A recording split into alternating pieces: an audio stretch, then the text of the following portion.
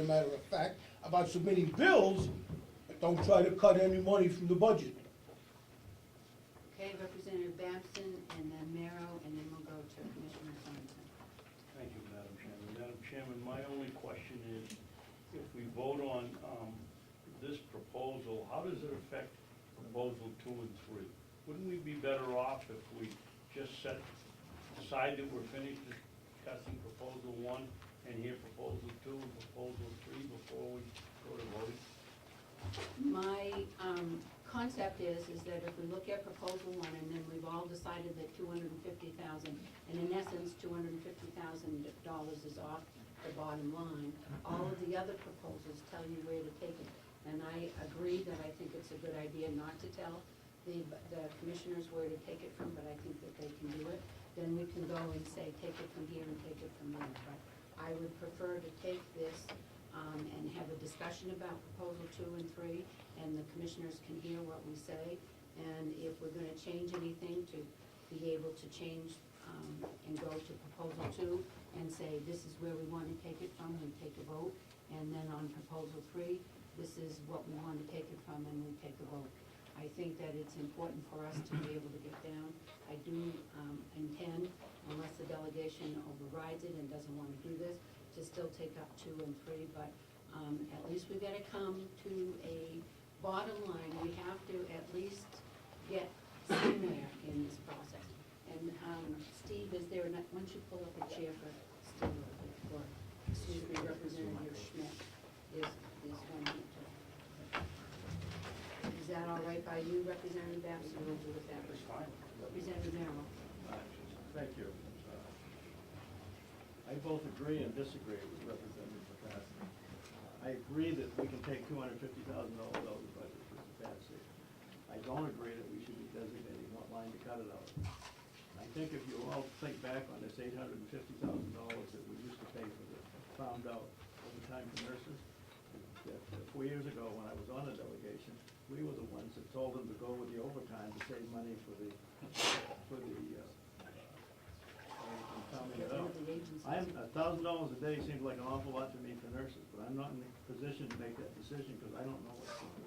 I think if I tell the commissioners that they have to do that, then I micromanage it, and that's not my job. So I think the $250,000 is there, but I think it ought to come off the bottom.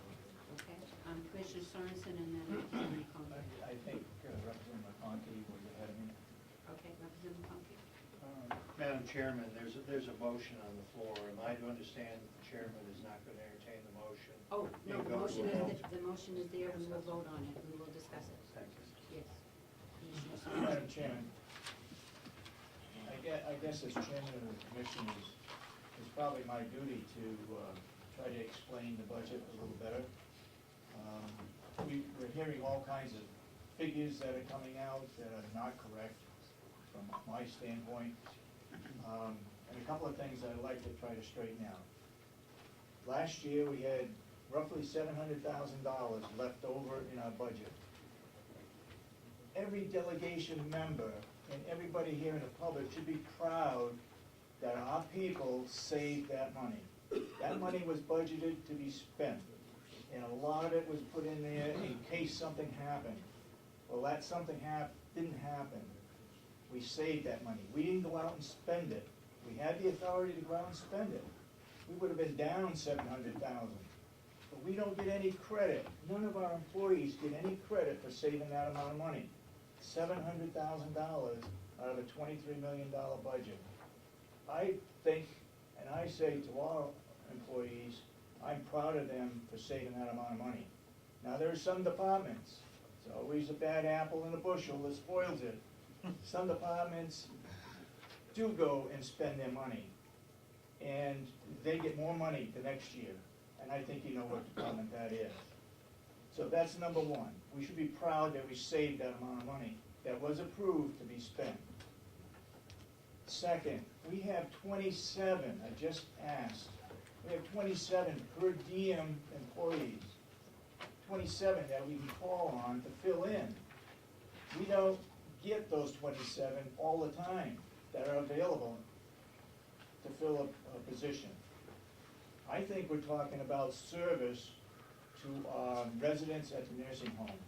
When we start looking at cutting our overtime, now, let me go back on that overtime in our agency. It was the commissioners at the time that said, we're spending too much on agency people. We zeroed it out. Delegation came back and put some money into it.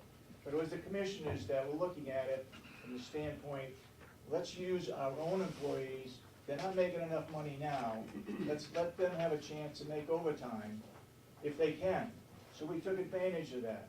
Now, there is a point in time where employees can get burned out because they're doing more than one shift. But they were happy to do that. We have 27 per diems. We try to call on them to make up the difference. Every time the nursing home needs to call on an agency, they have to call me. Or if I'm not available, they call another commissioner to approve any hiring or bringing in any agency people from Concord. That's $75 an hour, where we're paying like $32 an hour, tops, for an RN. Another item that I'd like to speak to is that one-time expense in this year's budget is $95,000. That $95,000 would not come up next year because we would be spending it this year. One-time expense, $95,000. Other items that we have no control over, unemployment. As you know, because the subcommittee's questioned the unemployment expense jumping up considerably, better than $30,000 that we have no control over for unemployment expenses. Insurance, yes, we do have a committee that's working on insurance. That went up $200,000.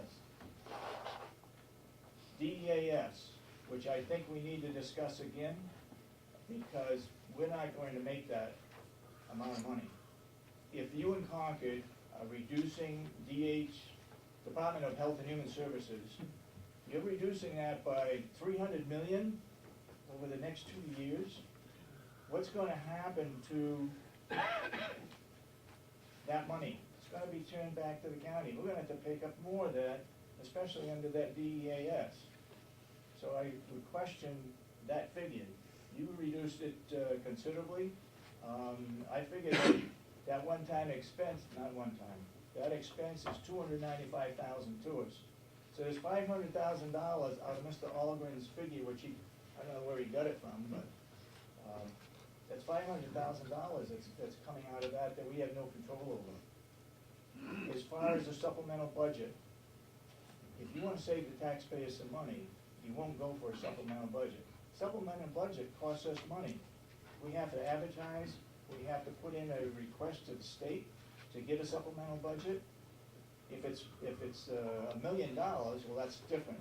But if we're going to go in for a $500,000 increase because we have supplemental budget because we can't make up a operating budget, then it's wasting the taxpayers' money. I think there are some other areas that can be cut. Be difficult to find $250,000. If that's the way the delegation wants us to go, then there will be service that will be cut and service to our residents. Right now, we get letters from relatives of people who are living in our nursing home saying how great the service is. We don't have the facility, so they can't say how great the facility is, but they do say how great our help is. And if we cut back on our help, then that's going to hurt, and I don't know what the outcome would be when that happens. Thank you. Representative McConkey. Thank you, Madam Chairman. I appreciate the compassionate speech of the commissioner. They have a job, we have a job. If we have sat through this process for I can't tell you how many months, and hear now that there's a bad apple out there, and have not had the time to relay to this committee what that might be, then shame on them. I think we're at a point now that we're looking at a vote of this delegation. I think to say that you're cutting services when we're knowing that we're returning $750,000 last year, and much more than that in previous years, There is not any person sitting in this delegation that has never done anything but applaud the efforts of our employees and our administrative heads. If we're gonna sit here and take comment, then I think the commissioners, which I'm not hearing a lot of voices telling us something, should have come forward. It's time for this committee now to take a vote. If you don't agree with the proposal that's before, then I'm willing to listen to it on it. But I think we could sit here all day, again, not reaching a decision. I'd like to move forward. I'd ask to call the question, and let's vote on the proposal. Okay, Representative McConkey has moved to call the question. All those in favor say aye. Aye. Those opposed? Aye. 3, 4. Okay, Representative Umberger, Holgren, Pettingill, and Babson, and McCarthy. Okay, so that will be 1, 2, 3, 4, 5. And raise your hand so I can be counting again. All those in favor of the motion, raise your hand. 1, 2, 3, 4, 5. Now, come on, guys, we have the motion. The motion that I asked first of all for a voice vote. I raised my hand for that question. Is this proposal subtracted from the delegation, the final line, or is that a part of the final line? The fine, as I said, on Is page it the line? 21. Okay. See that 31. 25, page 31, I'm sorry. That 25 That million is the figure that we're voting on. that minus $250,000. Minus 250,000. Okay, that's what I needed to know, I'm sorry. All right, does everybody know what we're talking about? We have a motion on the floor by Representative McConkey, second by Representative Flood, to remove $250,000 from the bottom line that you can see on page 31 of our expenditures. It would be, I don't know the amount, that 25,937,235,243 minus 250. We're doing the bottom line minus 250 from the bottom line that the commissioners will determine where it's from. That's the motion. Representative. Thank you, Madam Chair. To be fair to Representative Pettingill, we are voting on moving. Moving the question, I'm sorry. Yes. I'm sorry.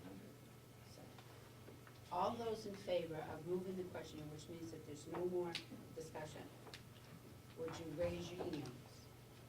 1, 2, 3, 4, 5, 6. 6 for moving the question. All those opposed? 1, 2, 3, 4, 5, 6, 7. Okay, we'll have more discussion. More discussion.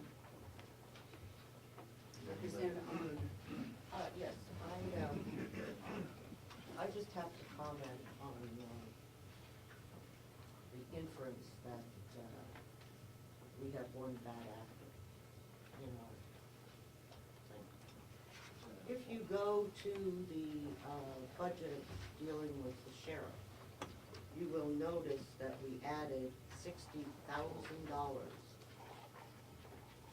One in grants that had been in the back of the book and was in there for $1. We now are carrying that money in the budget. We got $20,000 from the U.S. Forest Service, which is in the budget. We got $40,000 in grants, which is in the budget. It had not been there before. It had been in the grants and so on. So when I hear comments that the Sheriff's Department has not contributed to this reduction in the budget, I get very annoyed. And so I just want to point out that we have put the Forest Service money and the grant money into the light of day, as opposed to keeping it in the back of the book. And I think that that is a very important thing.